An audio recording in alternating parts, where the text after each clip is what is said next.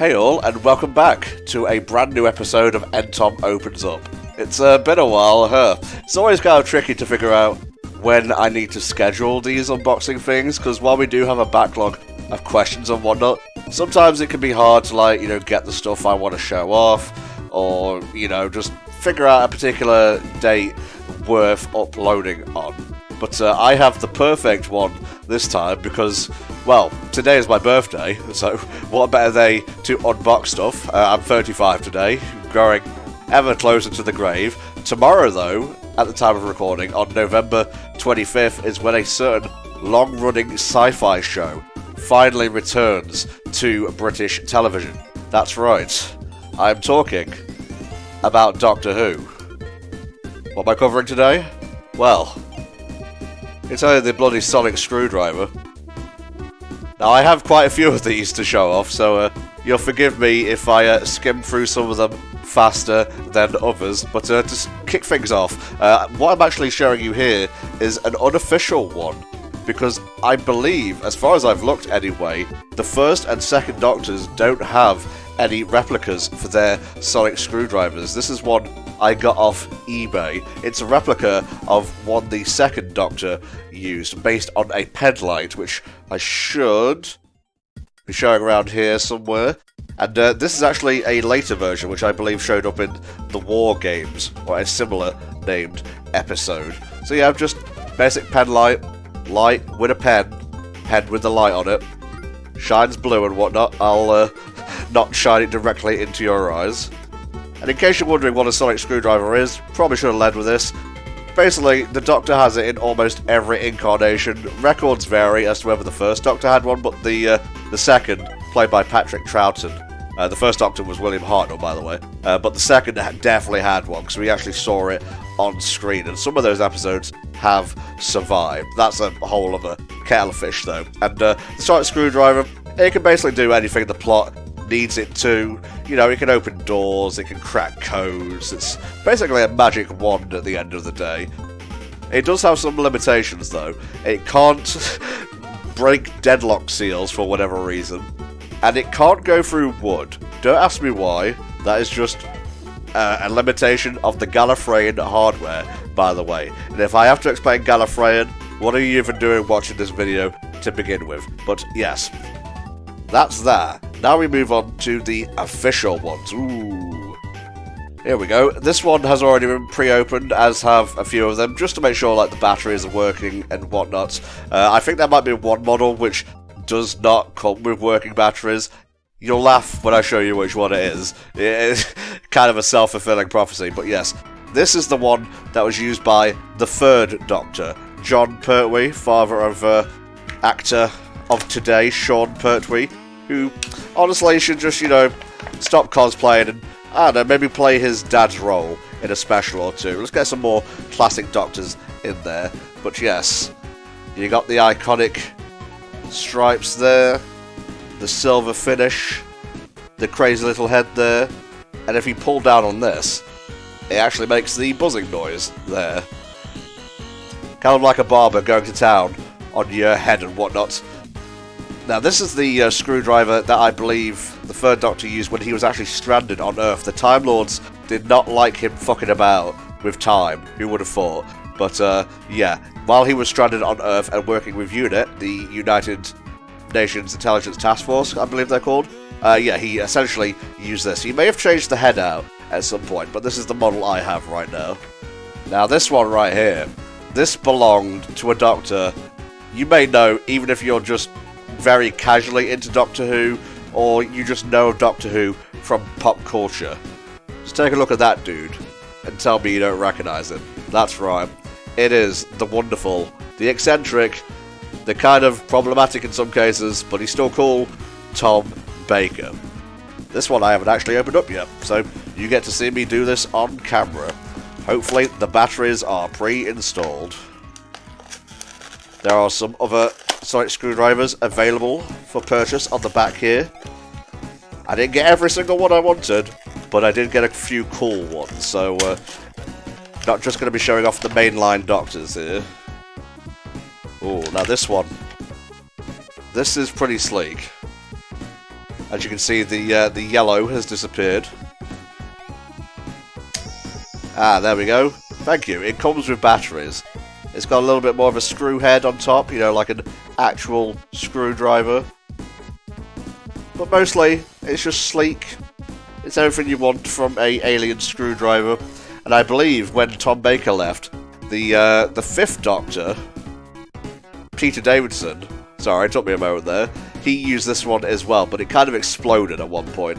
And he kind of went hands-free, as the 10th Doctor would say, later down the line. But, yep, that's the 4th and 5th Doctors right there. Just a quick look at the 2nd, 3rd, 4th and 5th Doctor's sonic screwdrivers. Makes for a pretty cool thumbnail. I shall pop them there until the end of the episode. Well, I don't know, I'll find a cup or something to put them in. Now, moving on from that, the 6th Doctor, I don't think actually had a sonic screwdriver. He was played by Colin Baker, not to be confused with Tom Baker. And he was infamous for being the only Doctor who's ever actually been fired. The producer or the director hated his guts. It's well known. He got done dirty.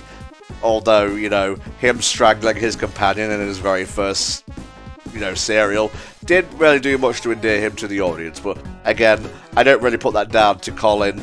Just more scripts than anything really. Don't worry though, 6E, as he is lovingly dubbed by Colin Baker, did get his revenge, so to speak, by becoming a audio darling down the line, thanks to Big Finish. So, shouts to you, 6E. He did use a sonic lance apparently, but as you can see, nothing here. Now, the 7th Doctor, Sylvester McCoy, who you may actually know as Radagast in the Hobbit movies, he had a sonic screwdriver as well, but I don't actually have that on me. There's a picture here of one of his companions in the movie using it, but for the life of me, I could not find any replicas online at all.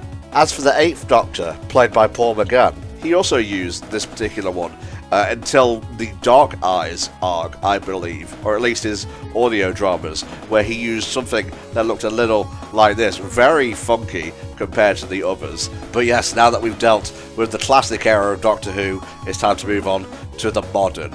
2005 to be exact, and if you'll excuse me 1 second, just gotta go over here. Oh yes, who's that handsome lad? Just gotta dust him off a little bit here. Now, you may be wondering, where the hell is Christopher Eccleston? Well, they kind of used the same thing, except not really, so I'm basically only going to be showing off the 10th Doctor's one here. The differences are so minor, you wouldn't even catch them even if I pointed them out, but what's cool is, you get the psychic paper with this, and there's a little UV light, I believe, on the end of this here thing. If I just go ahead and open it up here, you can take off the end. You'll notice a little nib right there, where you can write all your secret messages to the Daleks and whatnot, and they'll never find out, unless they torture you, in which case it's probably likely that they will. Now this one right here, I would say is probably the most iconic of all the sonic screwdrivers. See, it's got the little blue flashing thing. Ooh. And it actually, if you press this, extends. So yeah, I think the only difference is the pattern just here was a little bit more metallic when the 9th Doctor, Christopher Eccleston, used it. It's a little bit more coral-y here for the 10th Doctor. Keep that in mind, by the way, because it will become a little bit familiar as we go through the rest of these. Now this one is pretty funny. This is the 11th Doctor's sonic screwdriver. Not as fancy as I would like. The special thing on this is that these fins open up at the top here, but unfortunately, due to the make that I got, it will shoot off into the stratosphere if I try to show this off on camera. So what I'm going to do is do that, so the light bulb doesn't come off. And there you go. And this is the one that Matt Smith used when he took over from David Tennant. And if you pull this down, it locks back into place. So there you go. Now when the 12th Doctor took over, Peter Capaldi, he used a version with a blue light, if I can actually point at it. There we go, just there. He also had a second sonic screwdriver, which you can also see here. I tried so hard to find this one, but I just couldn't. Really a shame. I found what seemed to be a selling on a very sus website, but it's a good job I read the comments there. Yeah, that's all I'm saying. Now we're moving on to the 13th Doctors. The first female Doctor played by Jodie Whittaker, and this one is made out of good old Sheffield steel, because, well, wouldn't you know it, as soon as the Doctor turned into a woman, the TARDIS went haywire, and she wound up in bloody old Sheffield without a sonic screwdriver, so she kind of had to make do. Now, I was alluding to the fact that this one did not actually have any batteries in it, but apparently I'm a dumbass and was not pressing buttons hard enough, so check this out. It's all orange and whatnot. Kind of a departure from previous sonic screwdrivers. It has an extra button just here. That's fake, that's just for show. You want to press down on this one. Out of all of them, this one probably looks the most alien. Or the most like a certain other kind of toy. Thanks, Flame. Can't get that image out of my head. But yeah, not my favourite of the bunch, but it certainly has its place in the pantheon of sonic screwdrivers. Now, this one I was really excited to get. Maybe I spent a bit more money on it than I needed to. Whatever, it's a special occasion. The 14th Doctor is going to be on our screens for the first time tomorrow, not counting Children in Need, that little skit. Once again, played wonderfully by David Tennant, and I have his new official sonic screwdriver right here. This is definitely one of my favourites. Let's go ahead and take a look at it. As you can see, it's got that similar pattern there to the 10th Doctor's thing. Makes a lot of sense. Same face and whatnot. Got little chunky things at the end there that you can twist and whatnot. Back to the blue light, but it's kind of more of a turquoise this time around. And much like with the 10ths, this one extends and it has the fins on it, like with the 11th Doctor's sonic screwdriver. So just like design-wise, this one is definitely one of my favourites. Just very aesthetic, like the gold, the silver, the little ceramic styling there, the fins. Oh, it's just really nice. Yes, this is the kind of stuff I geek out about, thank you. But wait, we've forgotten a Doctor, haven't we? Absolutely. How could I forget one of my favourite Doctors, John Hurt, otherwise known as the War Doctor or the Other Doctor. This was the actual first sonic screwdriver that I got.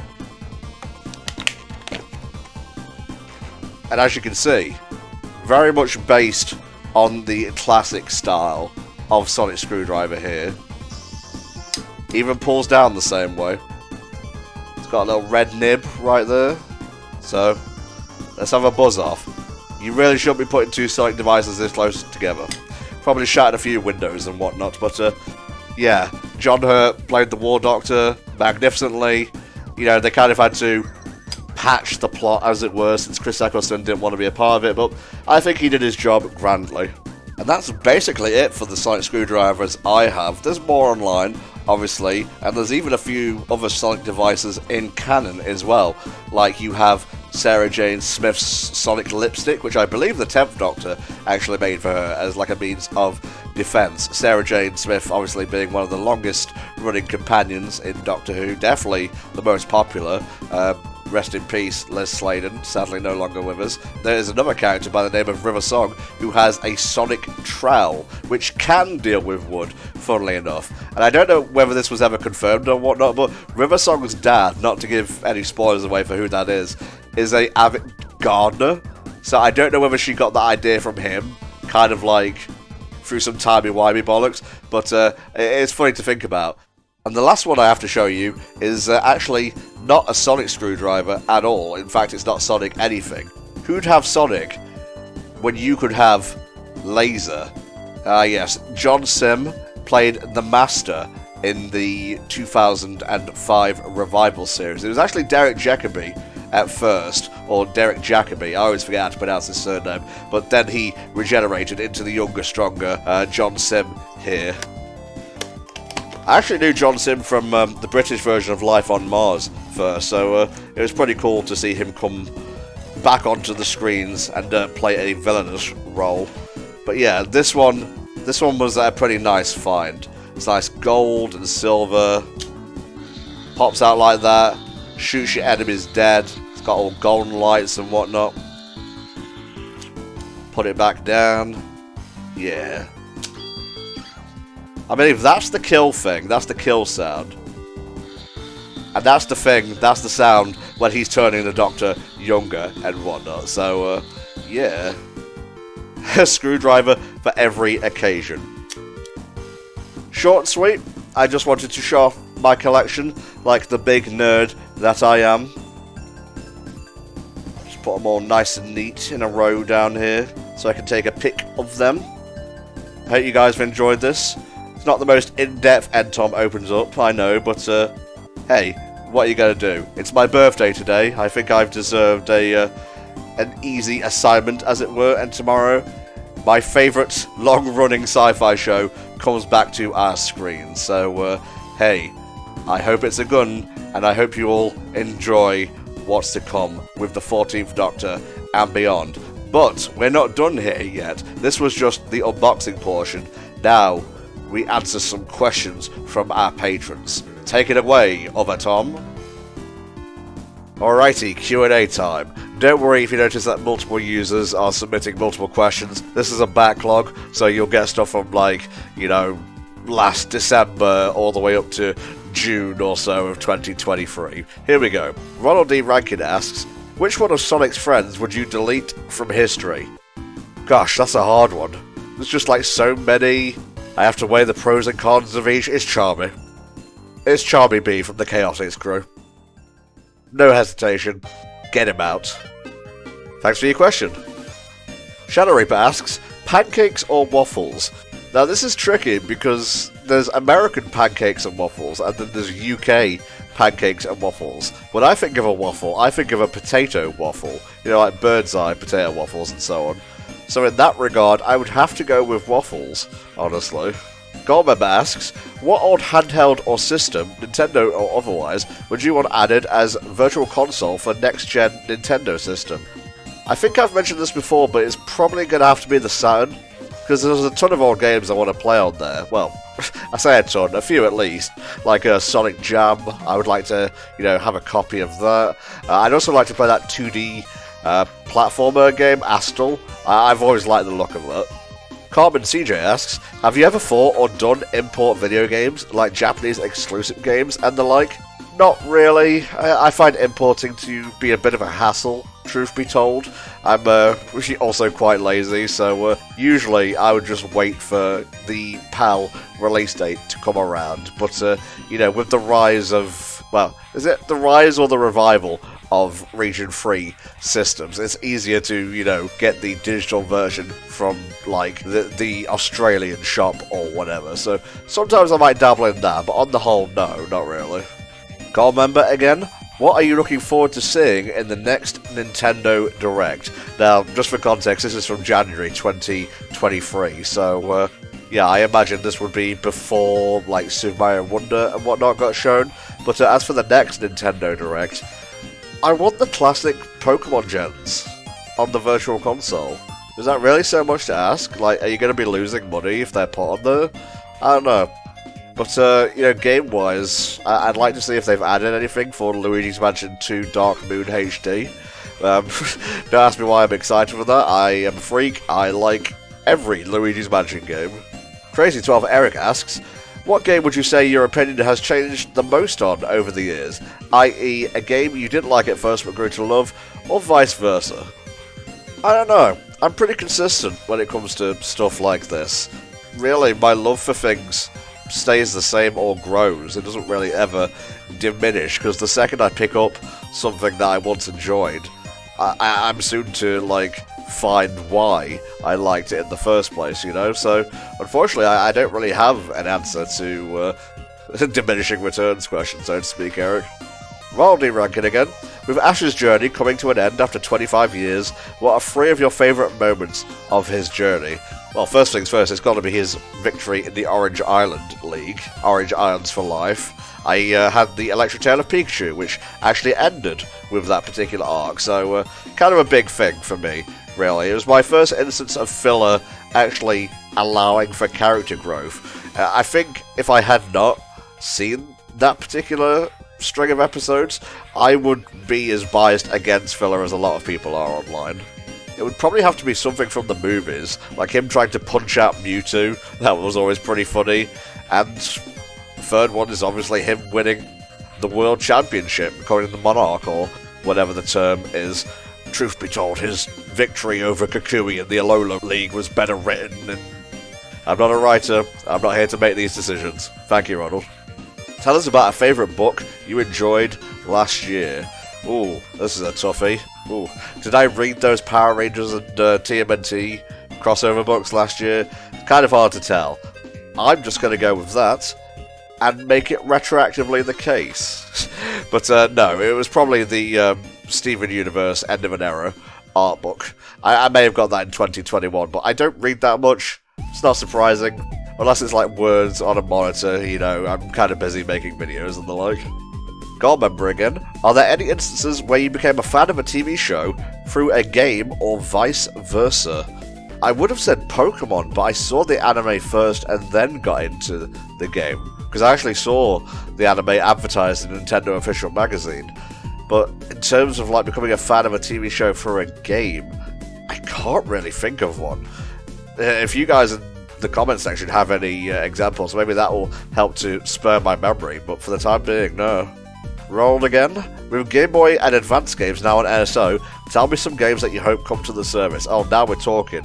Drill Dozer, that's a pretty fun little game from what I've played. The Castlevania games are already on there, so no problems there. Metroid Zero Mission. I'm kind of surprised that's not on there already, you know? And I guess Pokemon Pinball. Yeah, just simple games like that, really. Shadow Reaper again. If you had to go into a trade, plumbing, electrician, carpenter, etc., but you got to pick which one, which would you pick? Probably electrician, because you're never going to be out of work, like any of these trades, really, where you work with your hands, but my body is not really suited for such physical labour right now, but if I had to pick one, it would probably be electrician. Ronald D. Rankin again. We now have 6 classic consoles on NSO. Name me at least one game you would like to play that isn't on there yet. I would love if Super Mario RPG would come to SNES Online. That would be pretty cool. I mean, we do have the remake out now, but it would be nice if the original was on there. I'm going to actually just quickly check to see if it isn't on there or not. Super Mario RPG NSO.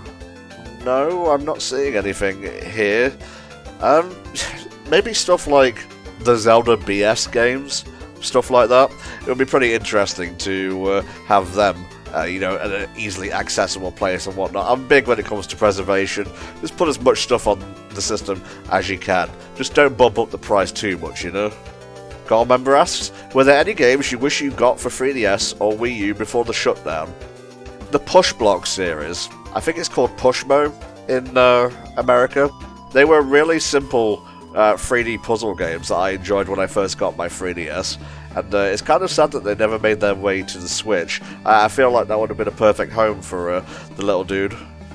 Shadow Reaper asks, HFC has seen a lot of change over the years, including co-coms. Do you still keep in contact with the ones who have moved on? I guess that would include Helldragon, so yes, to a certain extent. I reconnected with Ron recently. Tundra Boy I speak to every so often. He's super busy IRL with his job and whatnot. People like Smoothies, Sky, I chat with them every so often.